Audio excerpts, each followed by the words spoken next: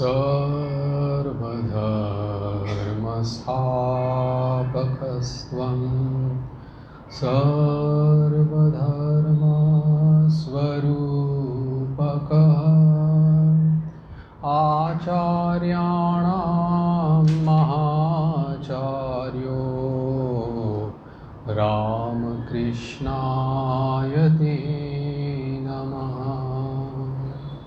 यथाग्नेर्दाहिका शक्ति रामकृष्णे स्थिता हिया सर्वविद्यास्वरूपां तां शारदां प्रणमाम्यहम्। शारदां प्रणमाम्यहम्।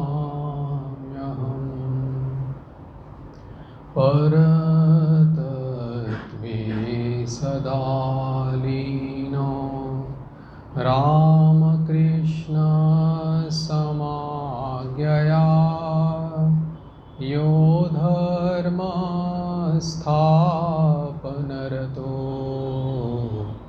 वीरेशं तं नमाम्यहम्। वीरेशं तं नमाम्यहम्।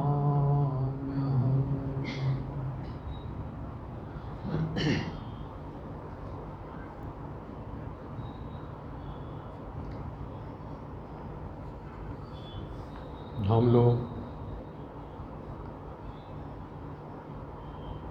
स्वामी शिष्य संवाद में या विवेकानंद जी के संग में स्वामी विवेकानंद जी के साथ में शिष्य शरद चंद्र चक्रवर्ती के जो अंतरंग वार्तालाप हैं उसका अध्ययन हम लोग कर रहे थे। शिष्य की ये दूसरा ये दर्शन था स्वामी जी के साथ। उस दिन स्वामी जी श्री गिरीश चंद्र घोष के मकान में विराजमान थे और थोड़ा विश्राम करने के बाद वो काशीपुर उद्यान बाटी में गोपाल लाल शील का जो मकान है वहाँ पर जाने के लिए प्रस्तुत थे। उसी समय शिष्य वहाँ पर जाकर के पहुँच जाता है, स्वामी जी को प्रणाम करता है।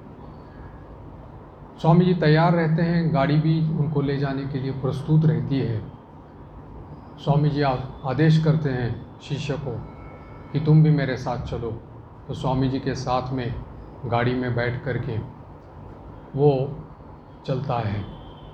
तो गाड़ी में जाते समय जो स्वामी जी के साथ शिष्य का वार्तालाप हुआ उसकी चर्चा हमने पिछले बार की थी। उसमें स्वामी जी ने शिष्य को निर्देश दिया था कि किसी भी प्रकार के भविष्य काल में क्या होगा, कैसे होगा, हमारा कार्य टिकेगा या नहीं टिकेगा, इसकी या फलाफल की चिंता न करते हुए हमारा कार्य जो है हम लोगों को अकुतो भय करना है।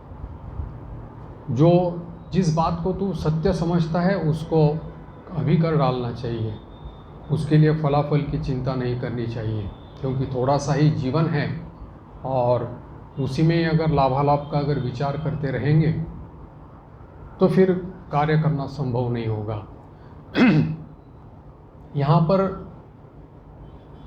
एक बात मैं आप लोगों को बताना ये चाहूँगा कि जैसे स्वामी जी की ये जो उक्तियाँ हैं या उपदेश हैं, तो इन उपदेशों को बहुत बार कौन से परिप्रेक्षित में कहा गया है उसका भी ध्यान रखना हम लोगों को ज़रूरी रहता है। क्योंकि कुछ परिस्थिति कुछ ऐसी है कि जिसमें स्वामी जी ने मानो उस प्रकार की उक्ति कही है, उपदेश कहा है, और उस उपदेश का अगर अक्षरशः अर्थ हम लोग लेंगे तो हो सकता है कि हित में भी विपरीत भी हो सकता है या अर्थ का अनर्थ भी हो सकता है। तो इसीलिए स्वामी जी के उपदेशों को उस दृष्टि से उस आधारशिला के ऊपर देखना चाहिए। पहली आधारशिला उसकी है कि स्वामी जी के उपदेशों में कहीं भी किसी भी प्रकार की संकीर्णता नहीं है, पहला मापदंड उसका। दूसरा, सभी उपदेश जो है उनके निस्वार्थ पर है, निस्वार्थ से प्रेरित है। तीसरा, ऐसा कोई भी स्वामी जी का विधान या सिद्धांत नहीं है कि जो किसी को नुकसान पहुंचाए या क्षति पहुंचाए या उसका अहित करे, ये कभी भी नहीं है उनके सिद्धांतों में। और चौथा है कि जैसे कहा जाता है कि भगवान का हर विधान मंगलमय रहता है, वैसे ही महापुरुषों के द्वारा कहे गए वचन या जो उनकी वाणी है, जो उपदेश है, वो मंगलमय ही रहते हैं। क्योंकि महापुरुषों का मन और भगवान का मन कोई अलग नहीं रहता। भगवान के ही जो वाणी है या उनके शुद्ध हृदय में पवित्र अंतःकरण में उठने वाली हर एक वृत्ति जो रहती है वो भगवत वृत्ति ही रहती है। इसीलिए कभी भी उनका विधान जो है अमंगल नहीं होता, मंगलमय ही होता है। और उसी के साथ साथ ये भी याद रखना चाहिए कि ये उपदेश जो है वो परहित में है, बहुजन हिताय बहुजन सुखाय है, बहुत सारे लोगों के कल्याण के लिए रहते हैं। और इसीलिए ये उसके 4 मापदंड हैं कि जिसके साथ में हम लोगों को उनका हर उपदेश या हर उक्ति वाणी जो है उसको हम लोगों को देखना है। उसका अक्षरशः अर्थ ने लेकर के मर्मार्थ, उसका गूढ़ार्थ, उसका रहस्यार्थ या उस समय अगर कोई लौकिक अर्थ अगर उसका होगा तो वो भी हम लोगों को उसमें ध्यान देना पड़ेगा। क्योंकि महापुरुषों के जो वचन हैं, जैसे स्वामी जी तो हम लोग कहते हैं मंत्र दृष्टा ऋषि है, तो उनके द्वारा दिए गए जो वचन सिद्धांत जो है वो एक एक मंत्र ही है। भले ही आप उसको अंग्रेजी भाषा में सुन रहे हो या बांग्ला भाषा में सुन रहे हो या और कोई भी भाषा में सुन रहे हो, लेकिन है तो वो स्वामी जी के द्वारा उच्चारित जो शब्द है या वाक्य है, तो वो वाक्य जो है महावाक्य के समान है, मंत्र के समान है, चाहे भले ही अंग्रेजी में हो। तो इसीलिए इसके बारे में सावधानी हम लोगों को ये ज़रूर बरतनी पड़ेगी। क्योंकि हम नहीं तो कोई बोलेगा कि जो सत्य तुम समझते हो उसी को अभी कर डाल, भविष्य के में क्या होगा उसकी चिंता करने की क्या आवश्यकता है। कोई बहिर्मुखी आदमी आकर के बोलेगा, मनमानी करने लगेगा, बोला कि ये तो दुराचार करना तो मैं सत्य समझता हूँ और उसी को ही मैं कार्य करूँगा क्योंकि मैं उसे सत्य समझता हूँ। तो इस प्रकार के में ऐसे अगर उपदेशों को इस प्रकार से ग्रहण किया जाए तो अर्थ में अनर्थ होने की बात रहती है। आप लोगों को याद होगा कि स्वामी जी से बहुत सारे ऐसे जो उपदेश हैं, जिसमें से एक उपदेश तो आपने लोगों को जानते हैं कि स्वामी जी एक जगह कहते हैं कि फुटबॉल खेलने से आप लोगों को गीता और वेदांत अच्छी तरह से समझ में आ जाएगा। किसी ने उसको मुझे उद्धृति दी थी इसके बारे में कि बोले स्वामी जी तो फुटबॉल खेलने की बात कर रहे हैं, गीता और वेदांत को पढ़। अब स्वामी जी ने मना थोड़ी किया गीता वेदांत पढ़ने के लिए, तो उसका अक्षरशः अर्थ लिया तो फिर वो उसमें विपरीत हो जाएगा, हित में विपरीत हो जाएगा। इसलिए इसकी सावधानी हम लोगों को बरतनी पड़ेगी। अब यहाँ पर बातें करते करते जब स्वामी जी गोपाल लाल शील के मकान पर वहाँ पर जाते हैं और वहाँ पर उनके अंग्रेज़ शिष्य जो गुडविन जो रहते हैं वहाँ पर, वो भी एक सेवक के भांति वहाँ खड़े रहते हैं, उनके साथ शिष्य वार्तालाप करते हैं। संध्या समय होने पर स्वामी जी ने शिष्य को बुला करके पूछते हैं कि क्या तुमने कठोपनिषद पढ़ा है? तो पढ़ा है मतलब कंठस्थ किया है? शिष्य ने कहा कि नहीं, मैंने केवल उसका शंकर भाष्य के सहित उसका पाठ मात्र किया है। स्वामी जी कहते हैं कि उपनिषदों में ऐसा सुंदर ग्रंथ जो है वही दिखाई नहीं पड़ता। मैं चाहता हूँ कि तुम इसको कंठस्थ कर लो। और वहाँ पर जो उपनिषद कठोपनिषद जो है, स्वामी जी का ये भी कहना था कि एक कवित्वपूर्ण उपनिषद है, भाषा भी आधुनिक है और संस्कृत जो है, जो देव भाषा कही जाती है, वो भी सरल है, इतनी कठिन नहीं है बाकी उपनिषदों की तुलना में। और दूसरी बात है कि उसकी जो प्रस्तावना है वो एक कहानी के रूप में प्रस्तुति है। आप लोगों ने ज्ञान योग जो पढ़ते हैं उसमें अपरोक्षानुभूति में स्वामी जी ने इसी कठोपनिषद का पाठ ही लिया है, जिसमें नचिकेता की कथा आती है। तो स्वामी जी नचिकेता की बहुत बार उद्धृति देते हैं बहुत सारे व्याख्यानों में, भारतीय व्याख्यानों में, और कहते हैं कि उसके जैसा श्रद्धा, साहस, विचार, वैराग्य ये जीवन में लाने की चेष्टा करनी चाहिए, केवल पढ़ने से ही नहीं होगा। शिष्य कहता है कि आप ऐसी कृपा कर दीजिए कि उसका अनुभव भी हम लोगों को हो जाए। स्वामी जी कहते हैं कि तुमने ठाकुर का कथन नहीं सुना कि जिसमें कह रहे हैं कि कृपा की जो वायु है, कृपा रूपी वायु जो है वो तो सर्वदा बह रही है, केवल उसको तुम पाल उठा करके उसको ये कर, यानी कि तुम प्रस्तुत रहो। तो अगर प्रस्तुति तुम्हारी तरफ से है, स्वीकृति अगर तुम्हारी तरफ से है, तो कृपा अपने आप तुम्हारे ऊपर बरस जाएगी। स्वामी जी फिर आगे कहते हैं कि गुरु केवल इतना ही रास्ता बता दे सकते हैं, लेकिन क्या करना है क्या नहीं करना है, जो सब चीज़ें बताने के बाद में शिष्य को ही गुरु के वचनों के अधीन रह करके उपासना करनी पड़ती है और उस प्रकार का कर्म उसको करना पड़ता है। वैसे देखा जाए तो जैसे वृक्ष रहता है, वृक्ष का जो छोटा बीज तो छोटा रहता है, बरगद का पेड़ भी अगर कहो तो उसका बीज छोटा रहता है, लेकिन उस बीज में ही पूरे इतने सुविशाल बरगद के पेड़ की अंतर्निहित उसमें रहता है। और स्वामी जी कहते हैं कि जल और वायु जो है उसके सहायक मात्र होते हैं। लेकिन शिष्य कहता है कि तो फिर बाहर के की भी ये जो है उसकी भी सहायता आवश्यक है। स्वामी जी कहते हैं कि हाँ, आवश्यकता तो है, लेकिन अगर भीतर में कोई अगर सार पदार्थ न हो, अगर उसमें अगर कोई प्रस्फुटित होने की कोई अगर उस प्रकार की ये न हो, क्षमता न हो, तो बाहर के सैकड़ों प्रकार के सहायता जो है उसमें फल नहीं ला सकते। सबको स्वामी जी कहते हैं कि आत्मानुभूति के लिए या आत्मतत्व को अनुभव करने के लिए अवसर तो सबको मिलता है। इसका कारण ये है कि हम लोग उसके ही अंश है। ममैवांशो जैसे गीता में कहा है, सभी ब्रह्म स्वरूप है और उसी के अंश हैं। लेकिन ये जो व्यक्ति व्यक्ति में या महापुरुष में और साधारण पुरुषों में जो भेद ये रहता है कि इस आत्मानुभूति की जो अभिव्यक्ति रहती है उसका जो तारतम्य रहता है, उसके कारण में हर एक व्यक्ति में ये फ़र्क दिखाई पड़ता है। लेकिन समय आने पर सभी का इस प्रकार से पूर्ण विकास होता है। स्वामी जी कहते हैं कि जैसे शास्त्र कहता है कि कालेन आत्मनि विन्दति। शिष्य कहता है कि स्वामी जी लेकिन ये बात सही है, लेकिन ऐसा कब होगा? हमारे तो न जाने कितने जन्म गए हैं, अज्ञान में चले गए। स्वामी जी कहते हैं कि डर किस बात का है?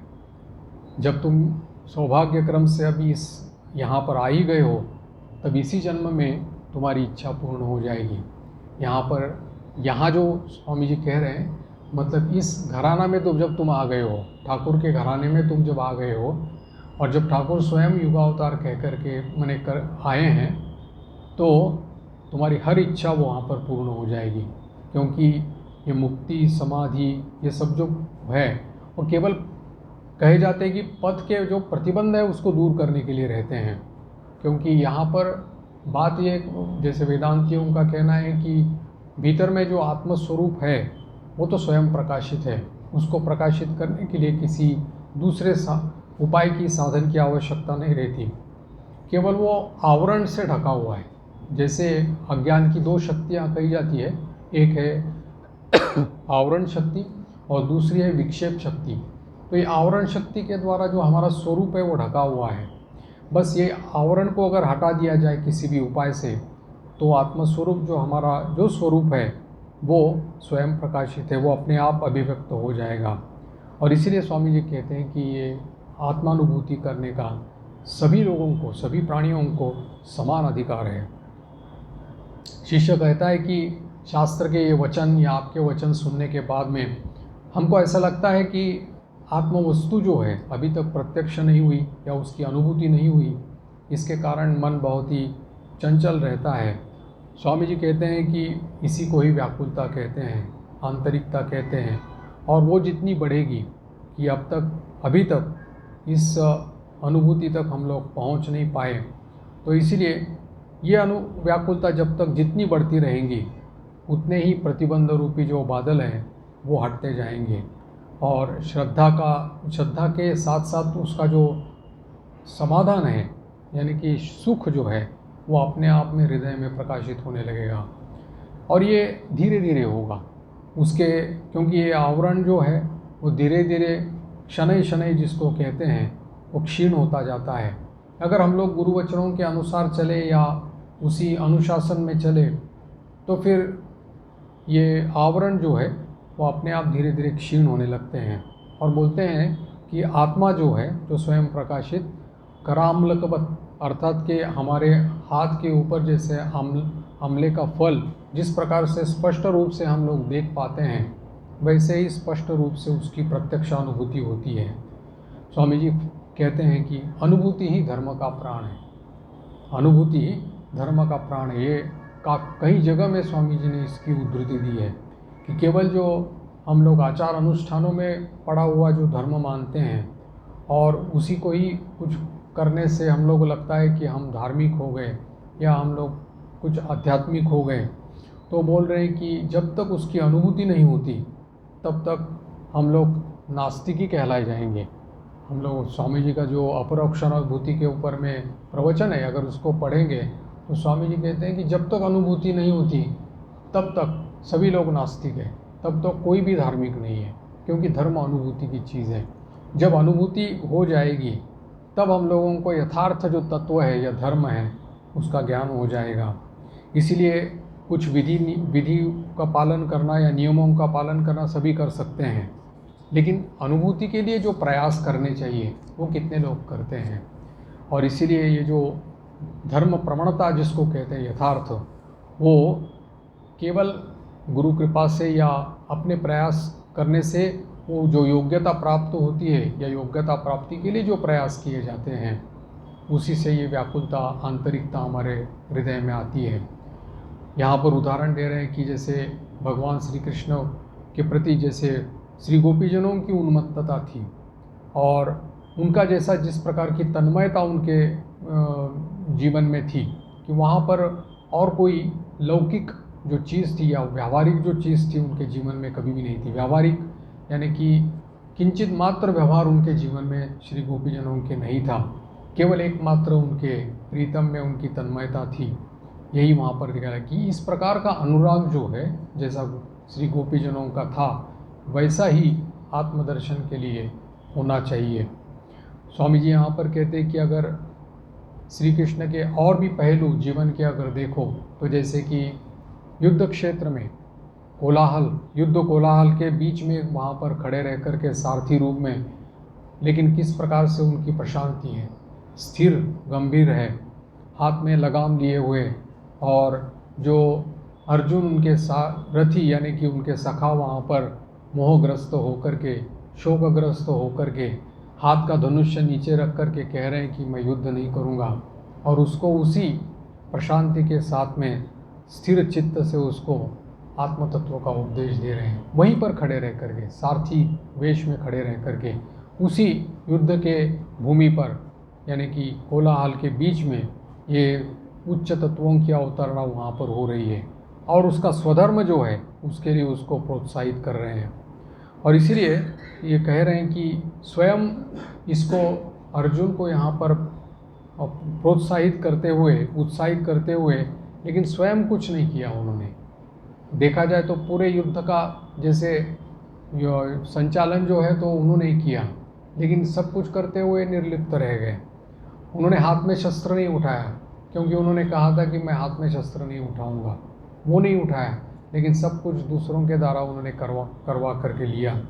तो इसलिए कहा कि यहाँ पर स्वामी जी प्रशंसा कर रहे हैं कि श्री कृष्ण का जो चरित्र है वो सर्वांग संपूर्ण है, ज्ञान भक्ति कर्मयोग सभी उसमें हैं।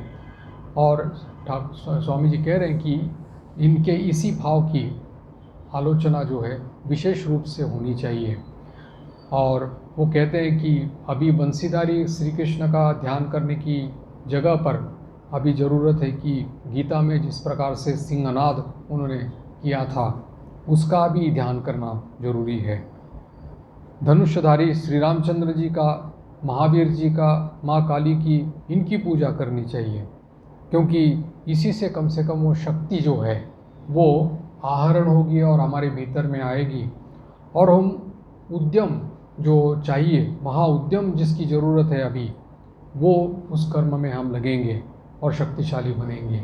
ये उस समय की बात है जिस समय 1897 जब पराधीन भारत में हम लोग रहते थे, और जैसे कि देश में पूरी तरह से तमसाच्छन्न था, तामसिकता पूरी तरह से छाई हुई थी, और हजारों वर्ष जैसे पहले हम लोगों ने इसी प्रथम अध्याय में प्रथम परिच्छेद में देखा था कि स्वामी जी शिष्य को जो बता रहे थे कि 1000 वर्ष तो लोग, बाहर के लोग आकर के तुमको समझा रहे कि तुम कुछ नहीं हो, तुम कुछ नहीं कर सकते।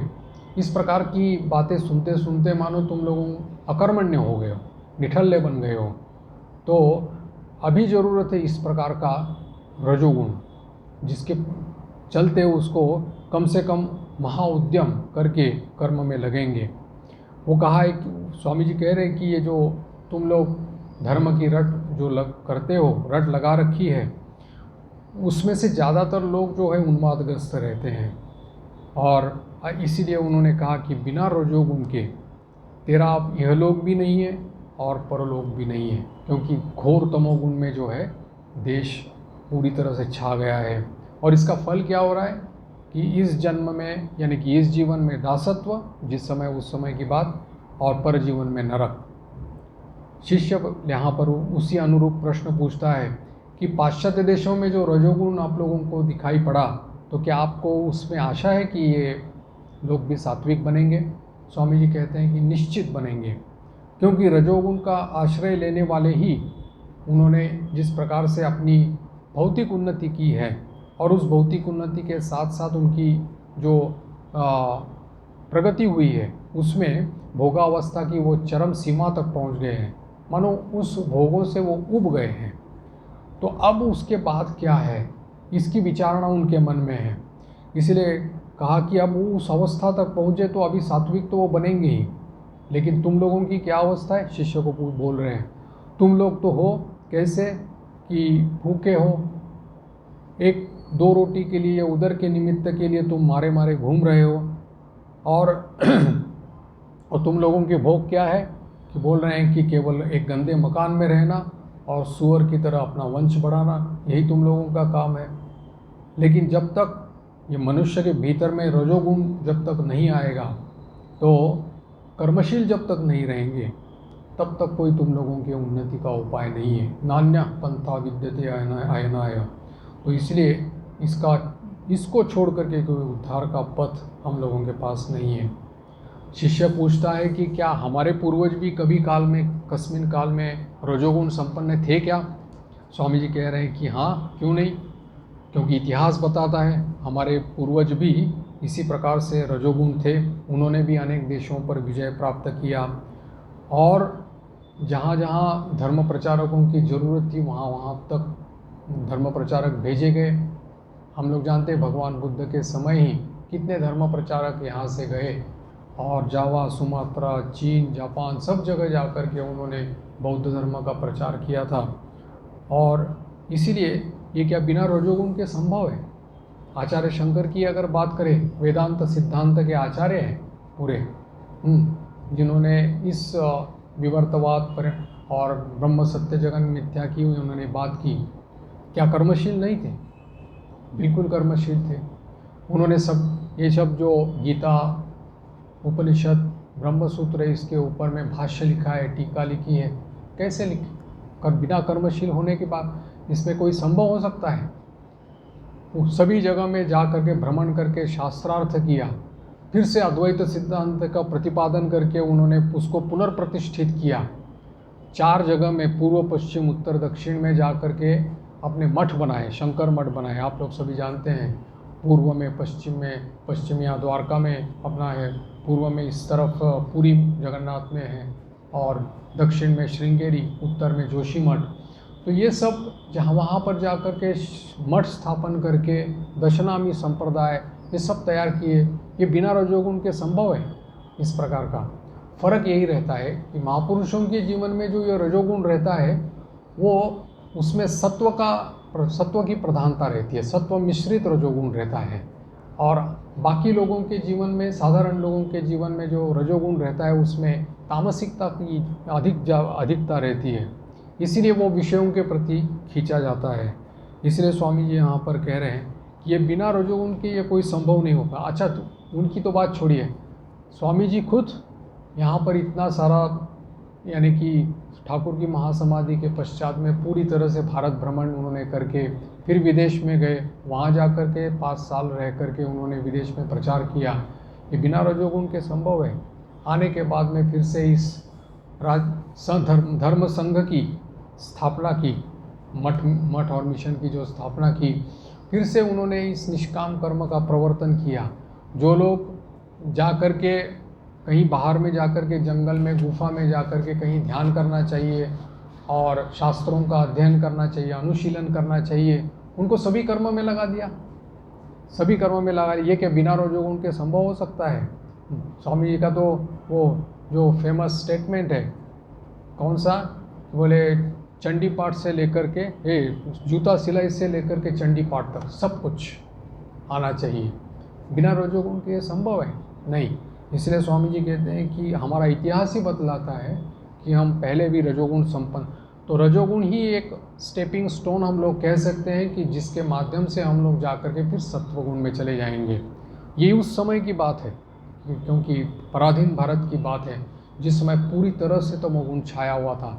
इसलिए स्वामी जी ने जो उद्बोधन पत्रिका जो हमारी बंगला निकलती है उसकी जो प्रस्तावना लिखी है, पहला ही जो उसका प्रथम जो संस्करण, यानी पहला जो वॉल्यूम निकला था उसका, अंक ने मासिक कहेगा उसका, तो उसमें उन्होंने यही कहा था कि अभी चाहिए विद्युत प्रवाही रजोगुण की आवश्यकता है, क्योंकि सत्वगुण के आड़ में तमोगुण पूरा फैल रहा है भारतवर्ष में। इसको पहले ख़त्म करना चाहिए। रजोगुण का सहारा लेकर के उद्यमशील होकर के निस्वार्थ कर्म करते करते धीरे धीरे फिर अंतःकरण की पवित्रता जब अपने आप आ जाएगी तब सत्वगुण अपने आप आने लगेगा। सत्वगुण बैठने से या इससे नहीं होगा।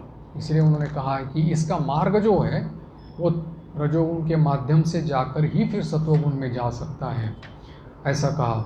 फिर कथा प्रसंग में रात्रि हो गई, तब वहाँ पर उनकी जो एक शिष्या थी मिस मुल्लर, वो भी स्वामी जी के साथ, जैसे गुडविन आए थे वैसे मुल्लर भी आई थी, तो स्वामी जी के साथ बातचीत करके वो चली गई। तो स्वामी जी ने कहा, देखो कैसी वीरों की जाति है, एक वहाँ पर ब्रिटिश महिला है ये, और केवल धर्मलाप करने के लिए सब कुछ छोड़कर मेरे साथ में यहाँ पर भारतवर्ष में आई है।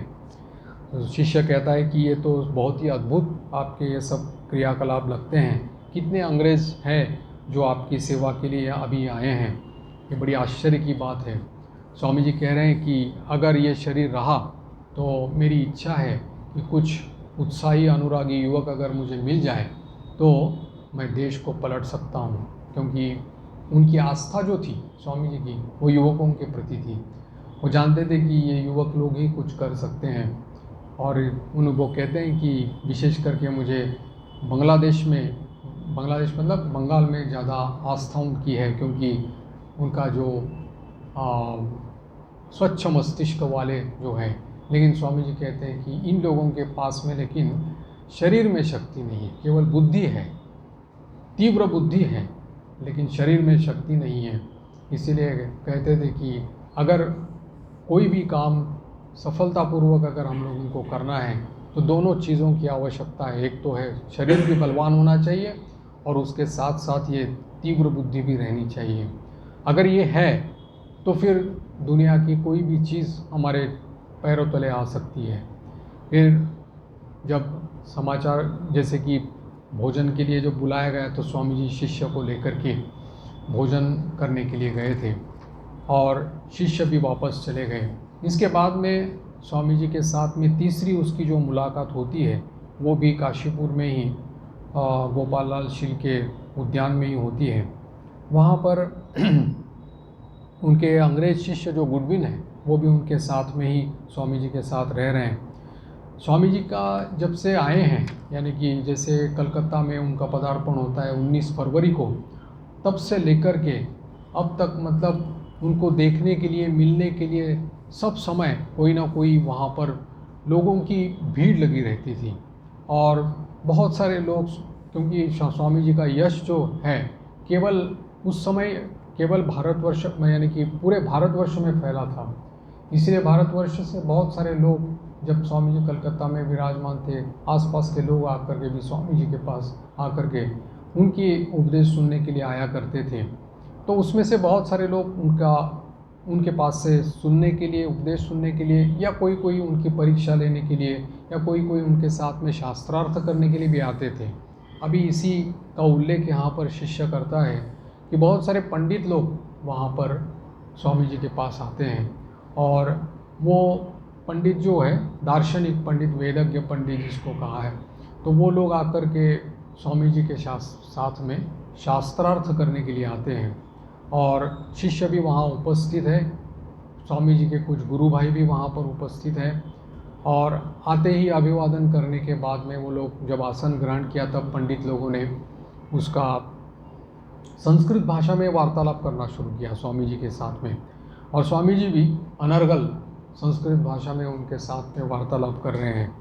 और उन लोगों में जो शास्त्रार्थ चल रहा था, उसमें स्वामी जी ने सिद्धांत पक्ष की भूमिका ग्रहण की थी, और जो आए थे पंडित लोग, उन्होंने पूर्व पक्ष किया था, उसका पक्ष लिया था।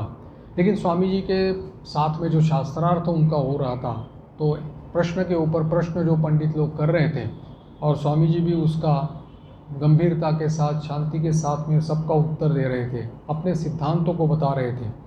और इसीलिए स्वामी जी के मुंह से जो संस्कृत का उच्चारण हो रहा था, शिष्य कह रहा है कि ऐसा सुललित कंठ में संस्कृत सुनना बहुत कम मिलता है, वो सौभाग्य इन लोगों को वहाँ पर प्राप्त हुआ। गुरु भाई भी उनको देख करके उनको आश्चर्य लगा, क्योंकि करीबन 5 साल तक पाश्चात्य देशों में ठहरे थे, यूरोप में और अमेरिका में, और वहाँ तो फिर संस्कृत भाषा में बातचीत करने का बहुत कम मौका स्वामी जी को मिला होगा। तो कोई भी भाषा जैसी रहती है ना, जब चर्चा नहीं रहती, तब इतनी प्रगल्भता उसमें हो नहीं सकती। लेकिन स्वामी जी की बात ही कुछ अलग थी, इसीलिए उन्होंने उसमें संस्कृत भाषा में उनकी आलोचना उनके साथ में की थी।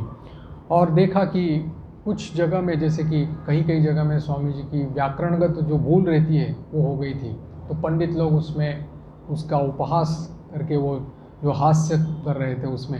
लेकिन स्वामी जी की विनम्रता इतनी थी कि उन्होंने कहा कि मैं पंडित लोगों का दास हूँ, अगर कोई भूल हो गई हो तो क्षमा कीजिएगा।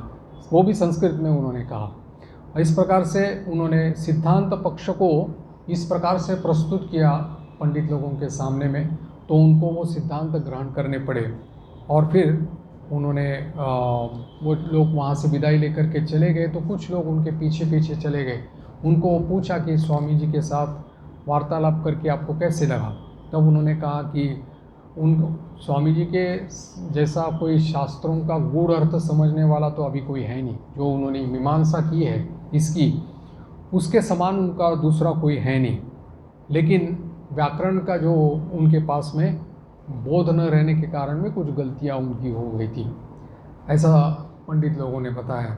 स्वामी जी वहाँ पर वो लोग चले गए। फिर यहाँ पर देखा गया एक दृश्य ऐसा, गुरु भाइयों में से एक स्वामी रामकृष्णानंद जी महाराज वहाँ पर एक जगह पर जप कर रहे थे, और ठाकुर के पास में स्वामी जी के जय की प्रार्थना कर रहे थे। और जब पंडित लोग जाने के बाद में स्वामी जी ने जब ये कहा, वो शिष्य से कहा कि देखो, ये लोगों ने मेरी व्याकरणगत जो भूल है इसको कहा और हंस गए थे, लेकिन बाहर के देशों में इस प्रकार की भाषा में अगर कोई भूल हो जाती है तो इस प्रकार से उसके ऊपर कोई ध्यान नहीं देता। वो है कि उनको जो मूल विषय है उसके ऊपर ध्यान देते हैं। लेकिन हमारे देश के लोग उस समय के पंडित लोग जो थे वो छिलके पर ही संतुष्ट थे, और अंदर का मगज जो था उसके तरफ उनका ध्यान ही नहीं था। इसीलिए स्वामी जी ने फिर अपने शिष्य को उत्साहित करने के लिए उसके साथ में संस्कृत भाषा में वार्तालाप करना शुरू किया। यद्यपि संस्कृत भाषा में जानते थे शिष्य, लेकिन फिर भी बोलने का अभ्यास न रहने के कारण वो लड़खड़ा रहे थे। स्वामी जी ने उनको उत्साह दिया और कहा कि मेरे साथ जब भी बातचीत करोगे तब भी संस्कृत में ही बातचीत करना। फिर लगा प्रश्नोत्तर का ये लगा, तब स्वामी जी को पूछा, शिष्य ने पूछा सभ्यता किसे कहते हैं। स्वामी जी ने उसका उत्तर दिया कि जो समाज या जो जाति आध्यात्मिक विषय में जितनी उन्नति में करता है या आगे बढ़ता है, वही समाज या वही जाति जो है उतनी सभ्य कही जाती है। जहाँ पर भी जैसे आज भौतिक साधनों के साथ में बड़े बड़े रास्ते बनवाए, बड़े बड़े अट्टालिका बनवाई, महल बनवाए या बड़ी बिल्डिंगें बनवाई, इस प्रकार से करने से या वो तो केवल एक संपन्नता का परिचय देता है, कितनी समृद्धि है उसका परिचय देता है, लेकिन उसकी समृद्धता है या संपन्नता है, इसलिए उस जाति को हम लोग सभ्य नहीं कह सकते। और इसलिए ये पाश्चात्य देशों की जो सभ्यता है वो केवल भौतिक उन्नति पर, जागतिक उन्नति के ऊपर में ही स्थापित है, और इसीलिए वो लोग ज़्यादातर सुखी नहीं हैं, उनके जीवन में कोई शांति नहीं है। हमारे इस देश की जो प्राचीन सभ्यता है, संस्कृति जो है, वो सभी लोगों को आध्यात्मिक उन्नति का मार्ग दिखलाती है, सभी लोगों को, साधारण से साधारण लोगों को भी। हो सकता है कि इस आध्यात्मिक उन्नति का मार्ग जो दिखलाती है ये सभ्यता, हो सकता है कि हमारे जीवन के जो अभाव है, भौतिक रूप से आने वाले जो अभाव है, उसको पूर्ण रूप से हम लोग उसके ऊपर में हम लोग जय नहीं प्राप्त कर पाए हों, लेकिन कम से कम करने में तो निस्संदेह समर्थ हो गए हैं। और इसीलिए इस युग में दोनों सभ्यताओं का मेल करने के लिए मानो स्वामी जी कह रहे हैं कि ठाकुर का आविर्भाव हुआ था, कि जिस प्रकार से उनकी कर्म तत्परता है, कर्म प्रवणता है, और भौतिक चीज़ों में जिस प्रकार से उनका रजोगुण दिखा करके उद्यमशील होकर के उन्नति के लिए प्रयास करते हैं, लेकिन उनमें कमी क्या है, इस आध्यात्मिक भाव की कमी है। और हम लोगों के पास आध्यात्मिक भाव है लेकिन कर्म तत्परता की कमी है, कर्म प्रवणता नहीं है। इन दोनों का मेल करने के लिए मानो ठाकुर इस बार आए थे, और इसी दोनों को आदान प्रदान से लाभ होगा और एक नए युग का मानो यहाँ पर उदय हो जाएगा। स्वामी जी ने इसको विशेष रूप से इसको समझाया था। और जैसे उन्होंने कहा कि और एक बात यहाँ पर स्वामी जी ने इसका उल्लेख किया है, बोलते हैं कि बाहर के देशों में जिस प्रकार से जो व्यक्ति जितना धर्मपरायण होगा तो उतनी लोगों की, बाहर के लोगों की एक एक्सपेक्टेशन जिसको कहते हैं वो रहती है कि धर्म प्रचार करने वाला व्यक्ति सब समय गंभीर रहना चाहिए, उसको कहीं भी किसी भी तरह से इस प्रकार से विनोद करना या हास्य करना इस प्रकार से करना नहीं चाहिए। तो जब स्वामी जी इस प्रकार से गंभीर तत्व जैसे आध्यात्मिक समझाते थे, उसके बाद में जा कर के सब लोगों से मिलते थे, प्रेम से मिलते थे और हास्य परिहास सब होता था, तब जा कर के उन लोगों को आश्चर्य लगता था। बोलो आप तो धर्म प्रचारक हैं, आप लोगों को तो बिल्कुल ऐसे रहना चाहिए जैसे गंभीर रहना चाहिए। तो स्वामी जी कहते थे कि हम लोग क्यों गंभीर रहें, हम लोग तो माँ आनंदमयी की संतान हैं, हम लोग आनंद में रहेंगे। और उन्होंने अपने गुरुदेव में भी वही देखा था, ठाकुर कितने हास प्रयास करते थे, विनोद करते थे, वो भी उन्होंने देखा था। इसलिए कहा हम लोग उदास क्यों रखेंगे। जब किसी व्यक्ति को हम लोग उदास देखते हैं या उसका चेहरा ऐसा देखते हैं तो समझना चाहिए कि इसकी पेट में कुछ गड़बड़ी है, वो उसको डॉक्टर को दिखाना चाहिए। तो इसलिए धर्म प्रचारक क्यों उसमें ऐसे इस प्रकार से स्वामी जी कहा करते हैं लॉन्ग फेसेस, जिसको कहते हैं लॉन्ग फेसेस, जैसे वो उदास हो गए। क्यों?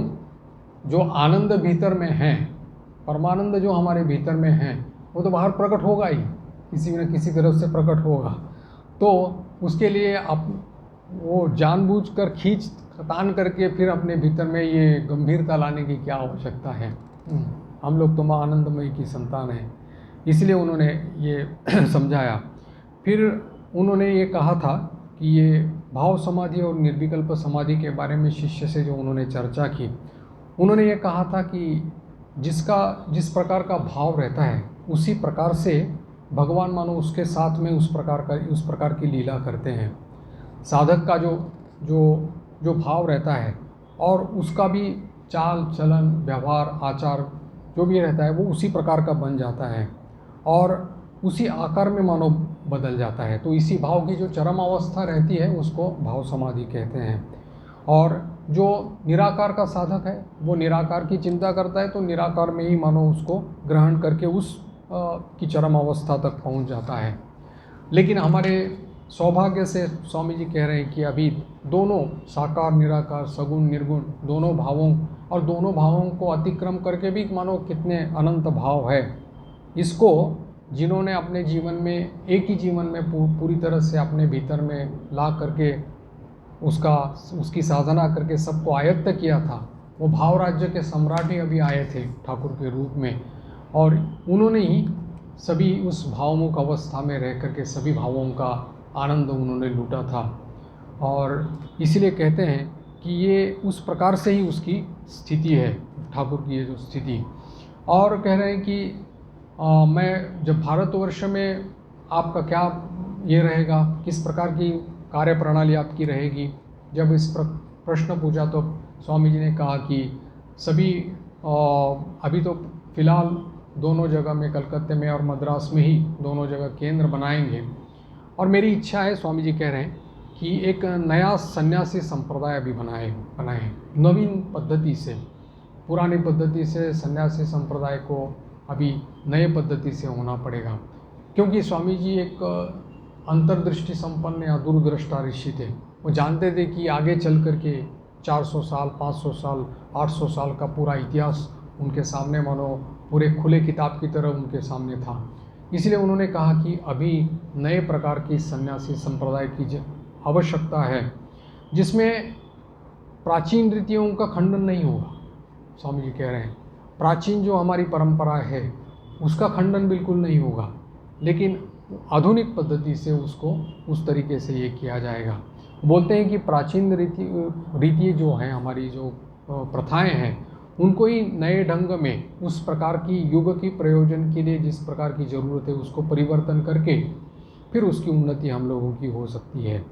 और अगर प्राचीन रीतियों को या प्राचीन प्रथाओं को हम लोग उसका खंडन करें तो हम लोगों को उसकी बुनियादी मानो अगर चली गई तो किसके ऊपर हम लोग खड़े रहेंगे। यहाँ पर स्वामी जी उदाहरण दे रहे शिष्य को बौद्ध धर्म का, जिस भगवान बुद्ध ने आने के बाद में जिस प्रकार से वेदों को ही उन्होंने मानो एक तरह से अलग कर दिया, अस्वीकार किया उसको और कहा कि मैं सत्य जो है उसी की मैं संधान में रहूँगा, और उनको सत्य प्राप्त भी हो गया, अवतार पुरुष है। लेकिन वेदों की जो प्रतिष्ठा है, जो वेद क्या चीज़ है, भगवान के निश्वास से प्रकट हुए ये वेद है, साधारण चीज़ थोड़ी है। और इसी वेदों को अगर उन्होंने नकार दिया और फिर अपनी एक प्रकार की प्रणाली उन्होंने बता दी, तो इसीलिए स्वामी जी कहते हैं कि जहाँ पर बौद्ध धर्म का जन्म हुआ उसी भूमि से बौद्ध धर्म यहाँ से निकल करके बाहर चला गया। क्यों? क्योंकि वेदों को अस्वीकार कर लिया। जो वेद हमारे वैदिक हमारा जो धर्म है उसको ही अस्वीकार कर लिया। इसलिए उन्होंने कहा है कि ये हम लोग उसकी प्राचीन प्रथाओं का खंडन बिल्कुल नहीं करेंगे। दूसरी बात, जब स्वामी जी शिष्य को कह रहे हैं कि हजारों हजार मनुष्य जैसे रहते हैं कि उसमें जो ब्रह्मज्ञ महापुरुष जो रहता है वो ब्रह्मज्ञ महापुरुष ही एकमात्र गुरु रूप से सबके साथ में ये कर सकता है कि आधिकारिक पुरुष रहता है, वही लोक गुरु बन सकता है। और ये बात जो है शास्त्र सम्मत और शास्त्र अनुमोदित है।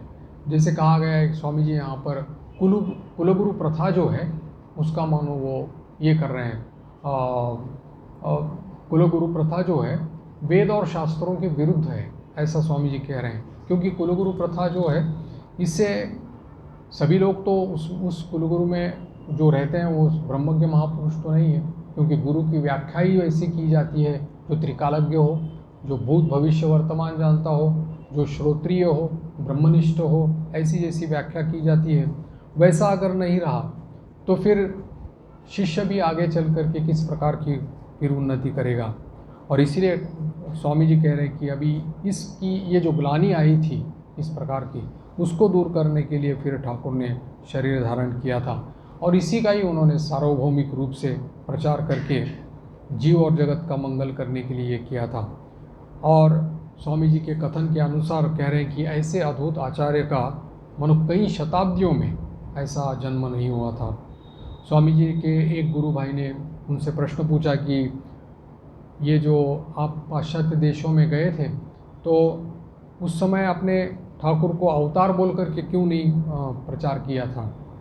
तो स्वामी जी ने कहा कि अगर मैं पहले ही अगर अवतार पुरुष बोल करके उनको अगर उनका प्रचार अगर मैं करूं तो वो बोल देते कि हमारे भी तो जीसस क्राइस्ट है, हमारा भी तो अवतार हैं, तो आप नई बात क्या कह रहे हैं। तो इसलिए कहते थे कि हमारे दर्शन शास्त्र या हमारे विज्ञान या हमारी युक्ति है, विचार है, तर्क है, इसकी सहायता लेकर के जब हम लोग इनके ज्ञान का अहंकार जब तक हम लोग तोड़ नहीं देते तब तक विषय की प्रतिष्ठा नहीं हो पाएगी। इसलिए क्योंकि ये ऐसा विषय है, आत्मतत्व एक ऐसा विषय है जो तर्क करने से नहीं होता। नैषा तर्केण मतिरापनेया, जैसे उपनिषद कहता है कि तर्क के ऊपर प्रतिष्ठित नहीं है आत्मानुभूति जो है या भगवत अनुभूति जो है, तर्क को छोड़ देने के बाद में ये अनुभूति होती है। इसलिए वो कहते हैं कि इन लोगों की जो इच्छा है, भीतर की इच्छा जो है तर्क करने की है, उन्हीं की भाषा में उनको समझा करके उनकी ये जो ज्ञान की जो उनके भीतर में जो अहंकार है, अहम भाव जो है, उसको तोड़ दिया जाएगा। तब ये समझ पाएंगे कि फिर असल चीज़ क्या है, वास्तविकता क्या है, और फिर वो इसी नई बात सीखने के लिए फिर हमारे पास आएंगे। तो तब तक वो इस बात को स्वीकार नहीं करेंगे। और जो लोग सचमुच ही स्वामी जी के पास में आते थे और उन्होंने जिनको सचमुच ही इस जीवन को अपनाने की उनके भीतर में आंतरिक इच्छा थी, वो ठाकुर के स्वामी जी के पास आकर के बाद में मिलते भी थे। उनके पास ही स्वामी जी ने अपना हृदय मानो खोला है, अंतरंग वार्तालाप की है और कहा भी है ठाकुर के। अगर पाश्चात्य देशों में जितने भी प्रवचन दिए हैं हम लोग देखेंगे कि केवल 2 ही प्रवचन उन्होंने ठाकुर के ऊपर दिए, पब्लिक लेक्चर्स जो है, एक न्यूयॉर्क में दिया है और एक लंदन में दिया है। दोनों का ये करके उन्होंने वो इसमें कंप्लीट वर्क्स में दिया है, माय मास्टर मेरे गुरुदेव जो है वो, बस उतना ही 2 लेक्चर ही उन्होंने अपने गुरुदेव के ऊपर, ठाकुर के ऊपर वो दिए थे। तो इसी प्रकार से उन्होंने कहा था कि मैं पहले उसको उपनिषदों को लेकर के उन्होंने वहाँ पर प्रचार किया था। निवेदिता को भी वही कहा है कि मैंने अगर कुछ भी कहा है पाश्चात्य देशों में, उपनिषद और उपनिषदों को ही मैंने वहाँ पर प्रचार किया है। परिच्छेद 4 में ये 1897 की बात कह रहे हैं, लेकिन वास्तविक 1898 का होगा, क्योंकि फरवरी में ठाकुर के जो गृह भक्त थे श्री नवगोपाल घोष, तो उनके यहाँ पर ठाकुर की मूर्ति की प्रतिष्ठा होनी थी। तो इसलिए उन्होंने नवगोपाल बाबू ने ठाकुर के जो ये संतान स्वामी जी उस समय थे और स्वामी जी के गुरु भाई और मठवासी जो थे, ठाकुर के गृह भक्त, सबको उन्होंने निमंत्रित किया था। क्योंकि हावड़ा ज़िले के अंतर्गत उन्होंने रामकृष्णपुर जो जगह है वहाँ पर अपना मकान बनवाया था, और उस ज़मीन को लेते समय ही उन्होंने उस स्थान का नाम रामकृष्णपुर रखा था। नवगोपाल बाबू ने सुन करके स्वामी जी को आनंद हुआ था, और इसीलिए ये माघी पूर्णिमा के दिन में उन्होंने स्वामी जी और मठवासियों को सबको निमंत्रण दिया था। क्योंकि उस दिन ठाकुर का जो पट था, फोटो था, उसकी उनको प्रतिष्ठा करनी थी, और इसीलिए वो स्वामी जी भी उस दिन सभी लोगों के साथ में सवेरे लेकर के रामकृष्णपुर का जो घाट है वहाँ पर उपस्थित हुए थे, और कई गृह भक्त भी उनके साथ में थे। स्वामी जी के शरीर पर एक गेरुआ वस्त्र था और पगड़ी थी और नंगे पैर थे, और घाट से उतर करके नवगोपाल बाबू और बाकी सभी लोगों के साथ कीर्तन करते करते उनके घर तक, और दोनों तरफ में हजारों लोग दोनों खड़े थे स्वामी जी को देखने के लिए। लेकिन स्वामी जी का वेशभूषा इतनी सरल थी, सिंपल थी, कि लोग पूछ रहे थे कि स्वामी जी इसमें से कौन है। तो उन्होंने बताया कि जब दिखाया एक साधारण गेरुआ वस्त्र पहने हुए हैं, तो उनको लगा कि कितनी नम्रता है, ये है, सिंप्लिसिटी है उनमें, और कि इतने विख्यात होने के बावजूद भी इतने साधारण रूप से वो रहते हैं। तो कीर्तन करते करते स्वयं मृदंग बजा करके वो जा करके वहाँ पर उनके पास वहाँ गए। वहाँ जाने के बाद में उनकी पत्नी जो थी निस्तारिणी देवी, वो भी ठाकुर की परम भक्त थी। उनके घर की जो सभी लोग थे वो ठाकुर के भक्त थे। उन्होंने एक सुंदर सा कमरा वहाँ पर जो था, वहाँ पर ठाकुर के लिए उन्होंने रखा हुआ था। वेदी बनवाई थी, मार्बल की वेदी बनवाई थी, उसके ऊपर में ठाकुर का फ़ोटो रखा था। जो पहली ठाकुर के जो पहले जो 5 फ़ोटो लिए गए थे, जो निगेटिव के ऊपर जो 5 फ़ोटो लिए गए थे, उसमें से एक फ़ोटो जो है वो नवगोपाल बाबू के घर में जो प्रतिष्ठित हुआ वो एक था। बाकी एक विज्ञान महाराज ने इलाहाबाद में ले गए थे, प्रयाग में, और बाकी और भी कई जगह ऐसा उनका है। ये है 5 फ़ोटो पहले बने थे, पोर्सिलिन के ऊपर बनाई हुई जो प्रतिमा थी वो पहले। तो वहाँ पर प्रतिष्ठित करके स्वामी जी ने स्वयं उसकी पूजा की। स्वामी प्रकाशानंद जी महाराज जो उनके शिष्य थे वो भी तंत्रधारक के रूप में वहाँ बैठे थे। और स्वामी जी ने जो पूजा का आयोजन जो किया था उसकी बड़ी प्रशंसा की निस्तारिणी देवी के पास में। तो उन्होंने कहा कि हमारी तो क्या शक्ति है कि इस प्रकार से गुरुदेव की सेवा करें, हमारा घर भी छोटा है, मकान भी छोटा है, और बस जो साधारण रूप से हम लोग आयोजन कर पाएँ तो वही हो रहा है, इसी से हमको कृतार्थ कीजिएगा। स्वामी जी ने कहा था कि आपके जो गुरुदेव थे वो तो घास फूस की झोपड़ी में रहे थे, कंवर पुकुर में।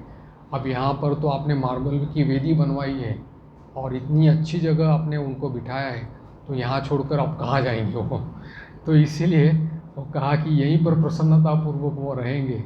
वहीं पर स्वामी जी ने महादेव जी के समान वहाँ पूजा के आसन पर बैठ करके ठाकुर की प्रतिष्ठा की, आवाहन करके प्रतिष्ठा की, और भोग निवेदन करके, और सब कुछ समापन करने के बाद में ही वही जो प्रसिद्ध प्रणाम मंत्र जिसकी रचना जो है वहीं पर आसन पर बैठ करके स्वामी जी ने की थी। स्थापकाय च धर्मस्य सर्वधर्मस्य, उनके भीतर से ही मानो ये स्फुरण हुआ था उस मंत्र का। उन्होंने रचना नहीं की थी, ये हृदय में ही उसका स्फुरण हुआ था। तो ये मंत्र के रूप में वो आ गया संक्षिप्त रूप में, स्थापकाय च धर्मस्य। तो सभी लोगों ने उस स्तोत्र का पाठ किया था, और फिर सभी लोग वहाँ एकत्रित होकर के भजन कीर्तन वो सब पूरा दिन इस प्रकार से उन्होंने वहाँ पर बिता करके फिर सायंकाल के समय में सभी मठवासियों के साथ में वो फिर मठ में वापस आ गए थे। तो आज यहीं पर भी हम लोग विराम कर देते हैं। ओम शांति शांति शांति। हरि ओम तत्सत। श्री राम कृष्णार्पणमस्तु।